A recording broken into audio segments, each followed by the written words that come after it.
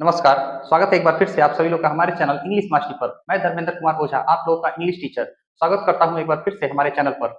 आज इस वीडियो में हम लोग क्लास 10th की बुक फर्स्ट फ्लाइट का chapter 2 Nelson Mandela a long walk to freedom का वर्ड टू वर्ड एक्सप्लेनेशन देखने वाले हैं। तो चलिए ज्यादा देर न करते हुए इस वीडियो को हम लोग शुरू करते हैं और वर्ड टू वर्ड एक्सप्लेनेशन देखते हैं। एक बार आपसे रिक्वेस्ट है कि इस वीडियो को देखने से पहले इस वीडियो को जरूर अच्छे से देखें और अपना कमेंट जरूर दें और इस चैनल को लाइक एंड सब्सक्राइब करना ना भूलें। तो चलिए शुरू करते हैं। एक बात आपको बता दूं कि आपको यह चैप्टर दो पार्ट में मिलेगा, फर्स्ट पार्ट और सेकेंड पार्ट, क्योंकि चैप्टर एक्सप्लेन करने में ज्यादा टाइम लगता है तो हम लोग इसे दो पार्ट में देखने वाले हैं। तो यह वीडियो जो है इस चैप्टर का फर्स्ट पार्ट होगा। Chapter 2 Nelson Mandela long walk to freedom. इस चैप्टर के ऑथर का फुल नेम है नेल्सन रोलिहिलाहला मंडेला। इस चैप्टर को पढ़ने से पहले बिफोर यू रीड देख लेते हैं। फर्स्ट पॉइंट है apartheid is a political system that separates people according to their race.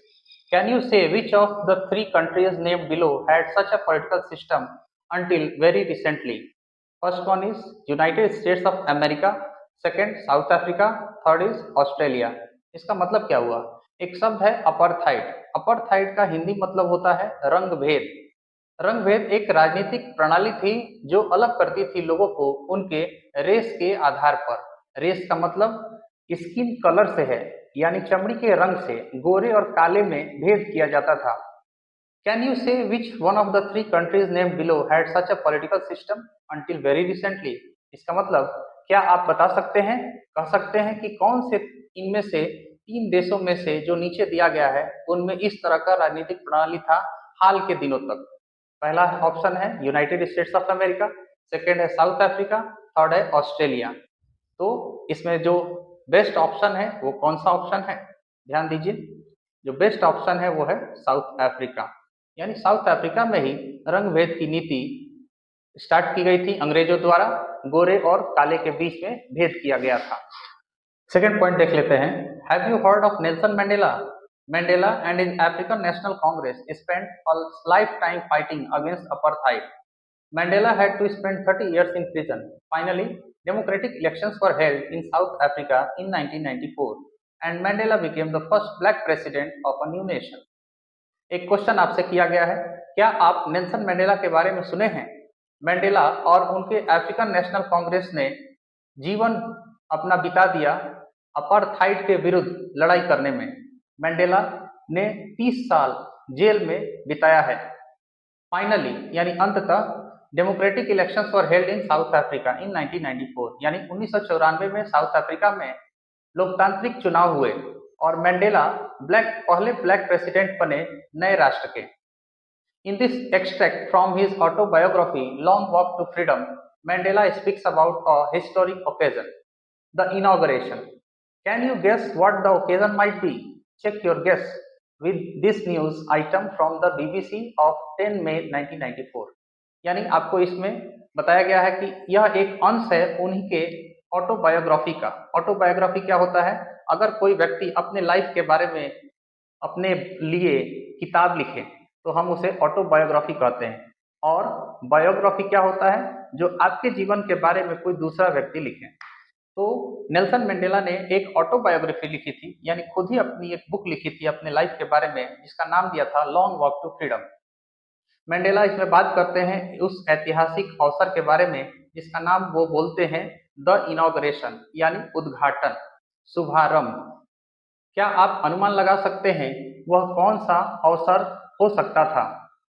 आप गेस करिए और पता करिए इस न्यूज को जो बीबीसी ने छापा था 10 मई 1994 को। तो चलिए उस न्यूज को हम लोग देखते हैं, क्या न्यूज छपा था। Mandela become south Africa first black president, यानी पेपर में जो छपा था हेडलाइन वो ये था कि मंडेला साउथ अफ्रीका के पहले अश्वेत राष्ट्रपति बनते हैं। Nelson Mandela has become south Africa first black president after more than 3 centuries of white rule, यानी नेल्सन मंडेला साउथ अफ्रीका के पहले अश्वेत राष्ट्रपति बन चुके हैं आफ्टर मोर देन 3 centuries, यानी कि लगभग 3 शताब्दियों के से ज्यादा के बाद, जो व्हाइट रूल के, यानी व्हाइट रूल यानी श्वेत लोग, यानी जो अंग्रेज थे, उन्होंने 3 शताब्दी यानी कि 300 साल से ज्यादा तक उन्होंने शासन किया था साउथ अफ्रीका पर, और उसके बाद पहले डेमोक्रेटिक इलेक्शन में नेल्सन मंडेला को पहले ब्लैक प्रेसिडेंट के रूप में चुना गया। Mister Mandela's African national Congress, जिसे शॉर्ट में एएनसी पार्टी कहा जाता है, ओन 252 ऑफ द 400 सीट्स। इन्होंने 400 सीट में से 252 सीट जीता था in the first democratic elections of South Africa's history, यानी साउथ अफ्रीका के इतिहास में पहले लोकतांत्रिक चुनाव में वो 400 में से 252 सीटों पर जीत दर्ज किया और वो पहले अश्वेत राष्ट्रपति बने साउथ अफ्रीका के। The inauguration ceremony took place in the union building amphitheatre in Pretoria today, attended by politicians and dignitaries from more than 140 countries around the world. Never again will this beautiful land experience the oppression of one by another, said Nelson Mandela in his address. यानी इस उद्घाटन समारोह जो आयोजित हुआ वह union building में हुआ, यानी एक सरकारी भवन है, उसका एम्पी थिएटर है। एम्पी थिएटर जहाँ सार्वजनिक लोग बैठ सकते हैं, जैसे कोई स्टेडियम होता है, तो उस एम्पी थिएटर में यह सेरेमनी आयोजित किया गया यूनियन बिल्डिंग में, जो प्रेटोरिया शहर में था, जो आज का प्रेटोरिया है। इसमें शामिल हुए थे वो पॉलिटिशियंस और डिग्निटरीज, यानी कि जो सामान्य लोग होते हैं 140 कंट्रीज से, पूरी दुनिया से। Never again will this beautiful land experience the oppression of one by another. इसका मतलब ये कहा गया था नेल्सन मंडेला के द्वारा अपने अभिभाषण में कि कभी नहीं, कभी भी दोबारा नहीं यह सुंदर भूमि एक्सपीरियंस करेगा, यानी अनुभव करेगा उस अत्याचार को एक या दूसरे के द्वारा। Jubilant scenes on the streets of Pretoria followed the ceremony with blacks, whites and coloured celebrating together, यानी उत्साही दृश्य गलियों में प्रेटोरिया के इस समारोह के द्वारा ब्लैक्स लोग, व्हाइट लोग यानी कि अश्वेत लोग, श्वेत लोग और जो कलर्ड लोग थे, सभी लोग एक साथ मिलकर सेलिब्रेट कर रहे थे। More than 1 lakh South African men, women and children of all races sang and dance with joy, यानी 1 लाख से अधिक साउथ अफ्रीकन पुरुष, महिलाएं और बच्चे सभी तरह के स्किन कलर के गाना गाए और एंजॉय किए और नाचे एक साथ खुशी से। 10th May dawned bright and clear. For the past few days, I had been pleasantly besieged by the dignitaries and world leaders who were coming to pay their respects before the inauguration. The inauguration would be the largest gathering ever of international leaders on South African soil. इसका मतलब कि 10 मई सुबह हुआ बहुत ही चमकीला और साफ था। पिछले कुछ दिनों से मैं बहुत ही ज्यादा घिरा हुआ था डिग्निटरीज से, यानी कि सम्मानीय लोग से, और वर्ल्ड लीडर से, यानी वैश्विक नेताओं से, जो आ रहे थे और अपना सम्मान देने के लिए इस शुभारंभ के पहले। जो उद्घाटन समारोह था वो सबसे बड़ा गैदरिंग था, यानी जुटाव था कभी अंतर्राष्ट्रीय नेताओं का साउथ अफ्रीकन सॉइल पर, यानी साउथ अफ्रीका की मिट्टी पर। The ceremonies took place in the lovely sandstone amphitheatre found by the union buildings in Pretoria, यानी जो समारोह ये आयोजित हुआ उस प्यारे सैंड स्टोन एम्फीथिएटर में, यानी कि वो रेगिस्तानी पत्थर से बना एम्फीथिएटर में, यानी कि बैठक सभा में, जो बनाया गया था यूनियन बिल्डिंग के द्वारा प्रेटोरिया शहर में। For decades this had been the seat of white supremacy and now it was the site of a rainbow gathering of different colours and nations for the installation of South Africa's first democratic non racial government. मतलब दशकों तक यह स्थान रहा था white supremacy का, यानी कि श्वेत संप्रभु का, और अब यह एक ऐसा स्थान था जो इंद्रधनुषी रंग का जुटाव था अलग अलग रंगों के और राष्ट्रों के लोगों का, जो स्थापना में जुटे थे साउथ अफ्रीका के पहले लोकतांत्रिक और नॉन रेशियल गवर्नमेंट के लिए, यानी कि एक ऐसा सरकार जो किसी स्किन के कलर के आधार पर नहीं था। On that lovely autumn day I was accompanied by my daughter Zenani. On the podium, Mr. D. Clark was the first sworn in as second deputy president. इस प्यारे से बसंत के दिन पर मेरा साथ दिया गया मेरी बेटी जेनानी के द्वारा। मंच पर मिस्टर डी क्लार्क, जो पहले शपथ लेने वाले दूसरे डेप्टी प्रेसिडेंट थे, यानी कि दूसरे उप राष्ट्रपति थे।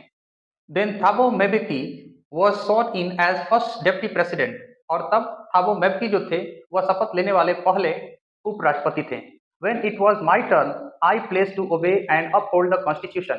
जब मेरी बारी आई तो मैंने शपथ लिया आज्ञा का अनुपालन करने का और बनाए रखने का संविधान को और अपना समर्पण देने का to the well being of the republic and its people, यानी जो गणराज्य है और इसके लोगों के भलाई के लिए। To the assembled guests and the watching world, यानी जो एकत्रित हुए मेहमान थे और जो देखने वाले संसार के लोग थे उनके लिए आई सेड, यानी मैंने कहा। जो नेल्सन मंडेला है उन्होंने क्या कहा, उनका एड्रेस यहाँ पर लिखा हुआ है। Today all of us do by our presence here confer glory and hope to newborn liberty out of the experience of an extraordinary human disaster that lasted too long must be born a society of which all humanity will be proud। यानी आज हम में से सभी लोग जो यहाँ एकत्रित हुए हैं, सभी लोग इस ग्लोरी को, इस प्रसिद्धि को प्रदान करते हैं और आशा करते हैं नए जन्म में आजादी को। हमारे out of the experience of N extraordinary human disaster, यानी एक असाधारण मानवीय आपदा के अनुभव के बाहर जो बहुत लंबे समय तक रहा था, must be born a society, अवश्य ही एक ऐसे समाज ने जन्म लिया है, ऑफ विच, जिसमें all humanity will be proud, सभी मानवता गर्व करेगा। We who were outlaws not so long have today been given the rare privilege to be the host to the nations of the world of our own soil. देखिए यहाँ एक word लिखा है we who were outlaws, यहाँ पर इसका बगल में एक्सप्लेनेशन दिया है राइट साइड में। Because of its policy of apartheid, many countries had earlier broken off diplomatic relations with South Africa। यानी रंगभेद नीति के कारण बहुत सारे देशों ने जितने सारे डिप्लोमेटिक रिलेशंस थे, यानी कि कूटनीतिक संबंध थे साउथ अफ्रीका से, वो तोड़ लिए थे। नॉट सो लॉन्ग अगो, ज्यादा लंबे समय पहले नहीं।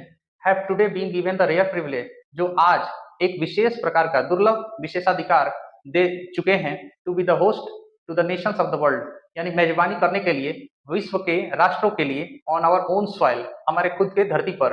We thank all of our distinguished international guest, हम लोग धन्यवाद देते हैं हमारे सभी खास अंतर्राष्ट्रीय मेहमानों को, और having come to take possession with the people of our country, यानी यहाँ आने के लिए और अपना अधिकार समझने के लिए हमारे लोगों के साथ हमारे देश में, of what is after all, जो कि आखिरकार रहा है a common victory for justice, जो एक आम जीत रहा है न्याय के लिए, फॉर पीस, शांति के लिए, और ह्यूमन डिग्निटी, इंसानी सम्मान के लिए। We have at last achieved our political emancipation, we place ourselves to liberate all our people from the continuing bondage of poverty, deprivation, suffering, gender and other discrimination. इसका मतलब क्या हुआ कि हम सभी लोग अंततः प्राप्त कर चुके हैं हमारे राजनीतिक मुक्ति को, आजादी को। हम लोग प्लेस करते हैं, यानी हम लोग कसम खाते हैं स्वयं ही आजाद होने के लिए और करने के लिए हमारे सभी लोगों को लगातार जो बंधक बने थे गरीबी से, भुखमरी से, पीड़ा से, लिंग भेद से और दूसरे तरह के भेदभाव से। Never never and never again shall it be that this beautiful land will again experience the oppression of one by another, यानी कभी नहीं और कभी नहीं दोबारा यह ऐसा होगा, इस सुंदर भूमि पर दोबारा एक्सपीरियंस करेगा उस अत्याचार को एक या किसी और के द्वारा। The sun shall never set on so glorious a human achievement, यानी यह एक मुहावरा, एक कथन के जैसा है, यानी सूर्य कभी भी अस्त नहीं होगा इस प्रख्यात इंसानी उपलब्धि के ऊपर। ब्रेन गॉड ब्लेस अफ्रीका, यानी आजादी को शासन करने दो, भगवान अफ्रीका को आशीर्वाद दे। Few moments later, we all lifted our eyes in awe as a spectacular array of South African jets, helicopters and troop carriers roared in perfect formation over the Union buildings। यानी कुछ ही क्षण के बाद हम सभी लोगों ने अपने आंखों को ऊपर किया विस्मय से, आश्चर्य से, एक भव्य तरह के साउथ अफ्रीकन जेट्स के एरे में, यानी श्रृंखलाओं को देखने के लिए, हेलीकॉप्टर्स को देखने के लिए और ट्रूप कैरियर्स को, यानी कि जो सैन्य गाड़ियां होती हैं उन्हें देखने के लिए, जो रोवर कर रही थी, गरज रही थी इन परफेक्ट फॉर्मेशन, यानी एक उचित संरचना में, ओवर द यूनियन बिल्डिंग्स, यानी सरकारी भवन के ऊपर। It was not only a display of pin point precision and military force, यह मात्र केवल एक प्रदर्शन नहीं था जो सटीक तरीके से सैन्य बल को दिखा रहा था, but a demonstration of the military's loyalty to democracy, लेकिन यह एक प्रदर्शन था जो सैन्य लॉयल्टी का था, यानी कि सैन्य देशभक्ति का था, डेमोक्रेसी के प्रति, लोकतंत्र के प्रति, टू ए न्यू गवर्नमेंट, एक नए सरकार के प्रति, that had been freely and fairly elected, जो आजाद रूप से और एक अच्छी तरह से चुना गया था। Only moments before the highest generals of the South African Defence Force and Police, their chests bedecked with ribbons and medals from days gone by, saluted me and pledged their loyalty। इसका मतलब क्या हुआ? Only moments before, यानी मात्र कुछ ही क्षण पहले जो सर्वोच्च जनरल्स थे साउथ अफ्रीका के डिफेंस फोर्स के, यानी सैन्य बल के और पुलिस के, उनके जो चेस्ट थे यानी सीना था वो सजा हुआ था रिबन से और मेडल से, जो आज चले गए थे और सैल्यूट कर रहे थे मुझे और प्लेस किए यानी कसम खाए अपने लॉयल्टी के लिए यानी अपने देश प्रेम के लिए, अपने भक्ति के लिए। I was not unmindful of the fact that not so many years before they would not have saluted but arrested me, यानी वह बुरा नहीं मानते हैं इस बात को लेकर के कि बहुत सारे वर्षों पहले ही वे लोग सैल्यूट नहीं किया करते थे, लेकिन उन्होंने मुझे अरेस्ट किया था यानी गिरफ्तार किया था। अंततः a chevron of Impala jets left a smoke trail of the black, red, green, blue and gold of the new South African flag. अंततः शेवरॉन क्या मतलब होता है? a pattern in the shape of V, यानी V shape में जब Impala jets यानी वो राष्ट्रीय जहाज होता है देश का जिसे हम लोग शेवरॉन कहते हैं, शेवरॉन ऑफ इम्पाला जेट्स यानी कि वी शेप में जो जहाज उड़ते हैं उन्हें शेवरॉन कहा जाता है। तो शेवरॉन ऑफ इम्पाला जेट्स ये साउथ अफ्रीका का इम्पाला जेट्स जो राष्ट्रीय जहाज है उसे बोला गया है। अंततः इम्पाला जेट्स जो भी आकार में उन्होंने क्या किया? लेफ्ट अ स्मोक यानी कि धुआं छोड़ा, trail of black, red, green, blue and gold, यानी वो अलग अलग प्रकार के धुएं को निकालते हैं जो काले रंग, लाल रंग, हरे, नीले और सुनहरे रंग के साउथ अफ्रीका के फ्लैग का रंग का धुआं उन्होंने निकाला। The day was symbolized for me by the playing of our two national anthems and the vision of white singing Nkosi Sikelel, I Africa, and black singing Die Stem, the old anthem of the Republic.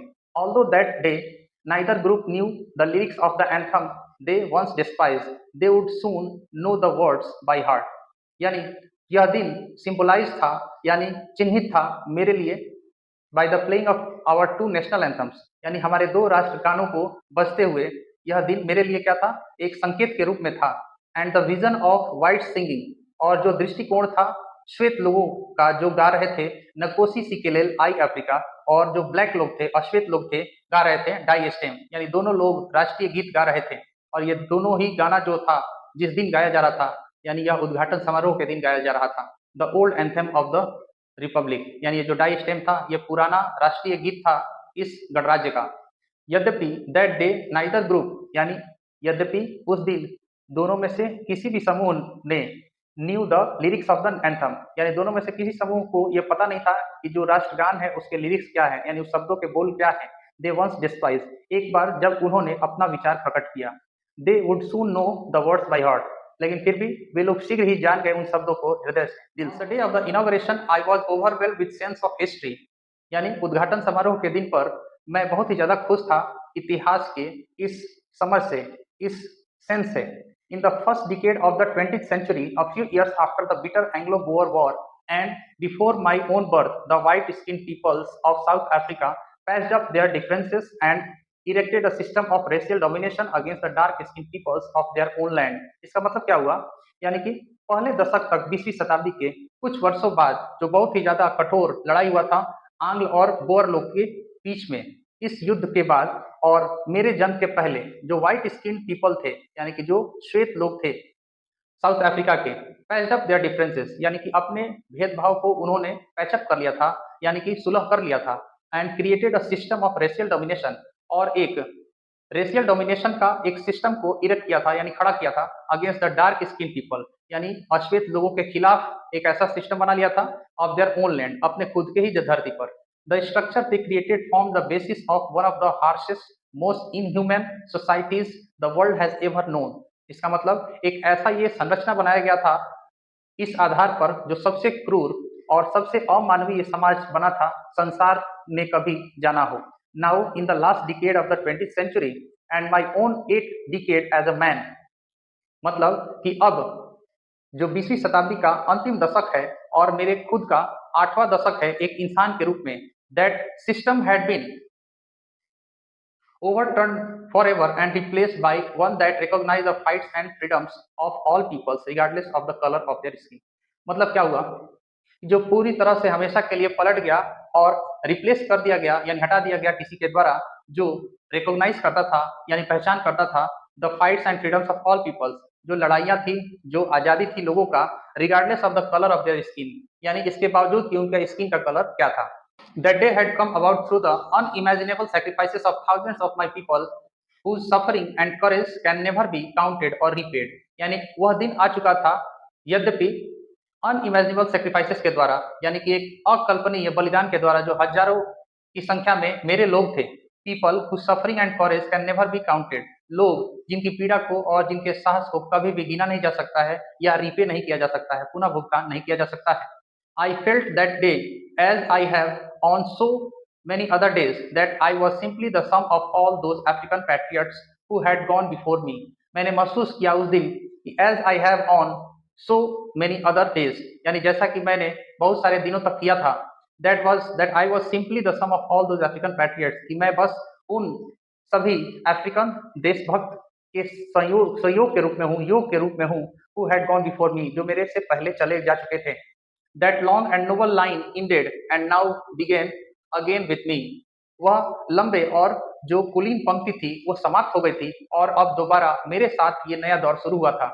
I was pained, मुझे दुख था that I was not able to thank them, कि मैं सक्षम नहीं था उन्हें धन्यवाद देने में, and that they were not able to see, और वे लोग सक्षम नहीं थे देख पाने में what their sacrifices had wrought, कि क्या उनके बलिदानों ने गढ़ा था। आगे हम लोग नेक्स्ट पार्ट में देखेंगे। आज के लिए बस इतना ही, और आप इस वीडियो को स्पीड करके देख सकते हैं, स्लो करके देख सकते हैं अपने हिसाब से, और उम्मीद करते हैं यह वर्ड टू वर्ड एक्सप्लेनेशन आपको समझ में आ रहा होगा। यदि किसी तरह का कोई आप ओपिनियन अपना देना चाहते हैं तो कमेंट जरूर करें, और हमारे चैनल को सब्सक्राइब करें, लाइक करें, और अपना ओपिनियन देना ना भूलें। Thank you for today.